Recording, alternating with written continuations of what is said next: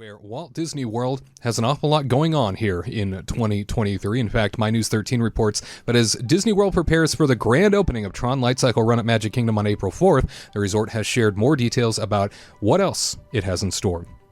Earlier this week, Disney announced a Moana character meet and greet will begin at Disney's Animal Kingdom on April 22nd, which coincides with both Earth Day and the park's 25th anniversary. At EPCOT, Figment will meet park visitors at the Imagination Pavilion starting late summer, and Mickey Mouse and Pals will move to the new Communicore Hall. Over at Magic Kingdom, Mirabel from Disney's Encanto will begin meet and greets in Fairy Tale Garden this fall. Also this fall, Journey of Water, inspired by Moana, will debut at EPCOT as part of the park's multi-year transformation. The new attraction will be a self-guided exploration trail that takes visitors through the water cycle. And Epcot will be getting a new nighttime spectacular on the World Showcase Lagoon, although Disney hasn't revealed that show's name just yet. The show will have an original music composition that uses selections from the Disney Songbook. And before the new show debuts, Epcot Forever will return for the interim on April the 3rd, replacing Harmonious, which will close on April the 2nd. And Summer House on the Lake, a California-inspired restaurant, is expected to open at Disney Springs later this year.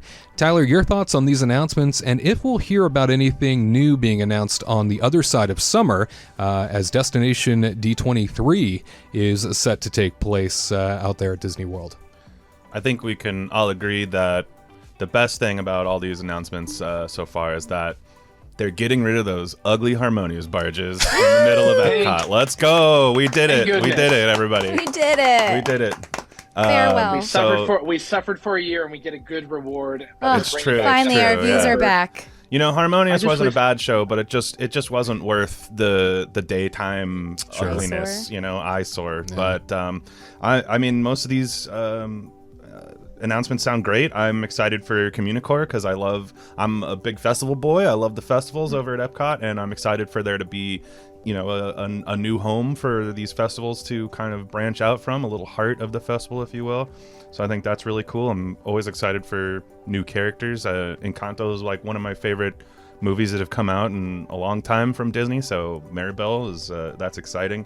The Summer House on the Lake. I mean, that sounds really cool too. I was doing some researching today, and they have two restaurants already that are both called Summer House in Santa Monica.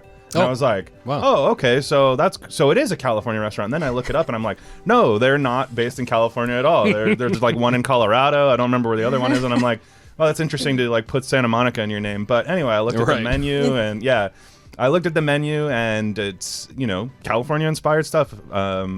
Which is to say, it's a mishmash of a lot of different cultures. There's like pizza there's going to be tacos, there's going to be, kind of Asian-inspired flair food. And so it seems like it's going to be a really great addition. I'm excited for that, too. I think as far as announcements down the road go, I mean, there's always going to be new stuff coming. We still have a lot to learn about whatever this Avatar business is going to be.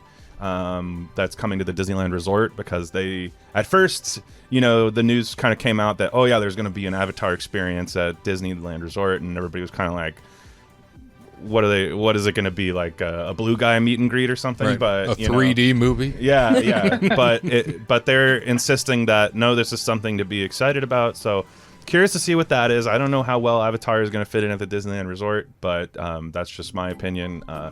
I kind of wish they would focus on something else, but I know Avatar is there. I mean, listen, you know how much money that last movie made. So. It's the moneymaker. So $2.2 billion. Which is so weird, because I feel like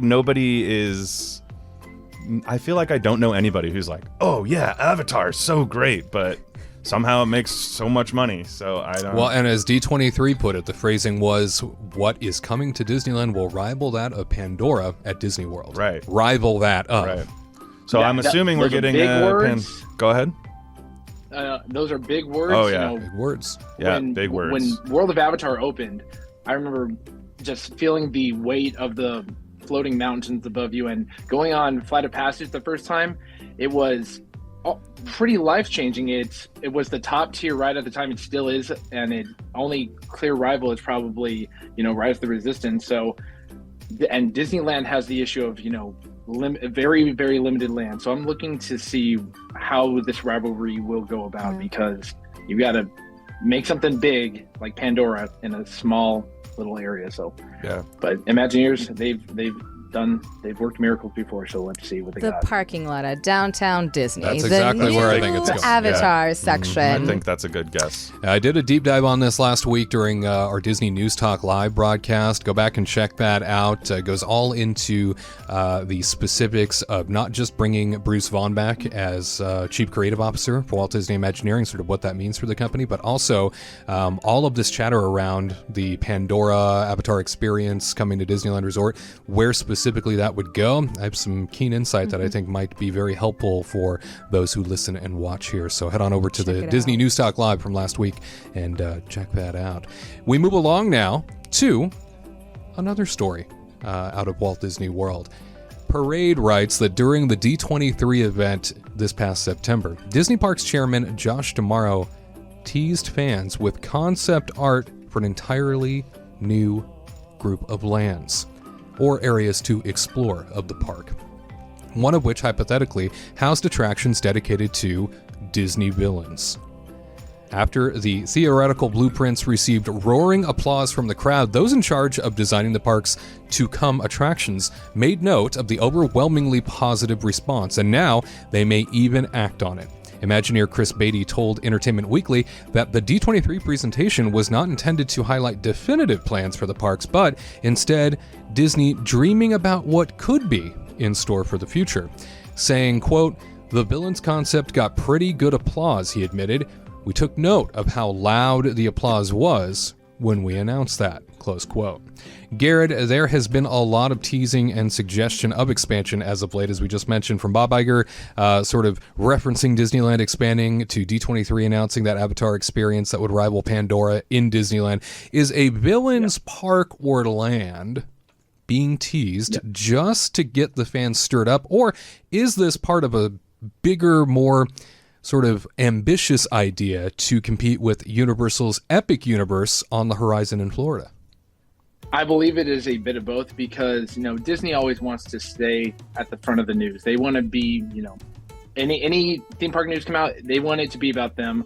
So I think they want to keep that excitement going. But adding a villains land or a Beyond Big Thunder concept that Josh talked about is, I think, very possible, because Universal is gaining a lot of popularity in Central Florida, and it is growing more and more with each new day as they put out more pictures of here's what's coming to Epic Universe.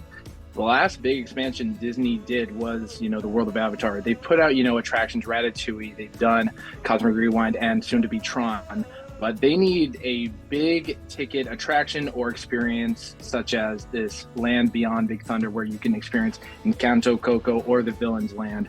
And I think a Villains Land would be it would be celebrated, and people are going to rush in there, because when it's Halloween time, people love meeting the villains. Disney villains are celebrated because not only are they clever, but they're charming and they're witty, and they just have this something about them that people just love gravitating towards. It's not just like, oh man, they're evil. Like, sure, Captain Hook's a jerk for capturing Tinkerbell, but people want to meet Captain Hook. People want to meet the evil Queenie and Cruella, even if she is a little snotty. Like Gaston, some say he's not a villain, he is, but people think he's a jerk, but you can't help but want to be around him. That's why his meet and greet is always like an hour long. So I think a Villains Land is very probable. And in that image that we showed, you can see a little bit of Chernobog's wings. If you don't know who he is from Night on Bald Mountain, and he's probably one of my favorite villains, because he's just this big, he's a mountain that came alive. And so a Villains Land, I'm hoping it is going to be real. I have a feeling that something of this will come about, because there is room back behind Big Thunder at Magic Kingdom to build this expansion. So I think it's not just talk. I think there will be action, because otherwise Disney is going to fall behind and will not be seen as, the most visited theme park in the world or in Florida. Like, because Epic Universe, it looks exciting. I will admit that, but Disney, they don't want to be, one of the top, destinations. They want to be the top destination. So get ready. It's going to be a fun ride to watch. And they don't want to lose out on that market share either. Certainly all the chatter, Bob Iger mentioning that there's a lot of places to expand, a lot of capacity in which to potentially bring online here in the near future, mentioning this not too long ago at the Morgan Stanley conference, saying that, you know, if you have more for people to do, there's certainly a lot better park experience. And so he's sort of skirting around this issue. Josh D'Amaro also saying things recently, and I noticed this real sort of united front between the two. They're getting out there and talking a lot about the park's expansion and the idea of more, which is incredible. And then to also see, and again, we go into this in depth in the last Disney News Talk Live, to see Bruce Bond come back as chief creative, I have this underlying feeling that we are about to see an entire renaissance of Disney parks again. It will take a few years. It always does, because these projects are, you know, massive and in the making and take a while. But I think that there's this motivation among the company brass at the moment, especially with Bob Iger's return, to go, go, go, push, push, push, rather than pull back, trim, cut, as we just saw with the last guy. Yeah, I mean, it was funny because before COVID hit, I think a lot of people were saying this is the best time to be a theme park fan. It's just been going so great because we've had all these different companies kind of battling each other for supremacy, and they keep on coming out with these new great experiences, and it was just such a great time to be a fan of any of these parks. And then, you know, some bad things happened and things got sidelined for quite some time, and we're still even seeing things coming back from the way they were, and so it's just so nice to think that once again we can be on the cusp of these theme parks really battling it out again, because when we have these two companies, mostly two companies, there's more than that, but when we have these multiple companies vying for position, it's really just best for us. It's going to be just the best thing for the consumer, and that's what I'm very excited for, is just seeing things come alive again. I mean, we saw Magic Happens recently. Magic happened to us finally, and it was great. And so I'm just happy for things to be coming back the way they were. Yeah, nice to have so much normalcy back in place and to be able to experience things again the way that they were supposed to be. You got that right. To all who come to this happy place, welcome.